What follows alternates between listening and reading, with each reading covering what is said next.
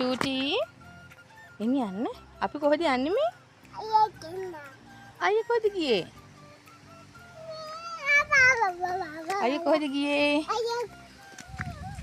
ඈ? ඉස්කෝලේ ගියාද?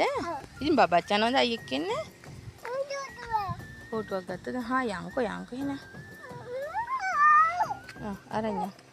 කෝටුව මොකටද? කෝටු මොකටද බබාට?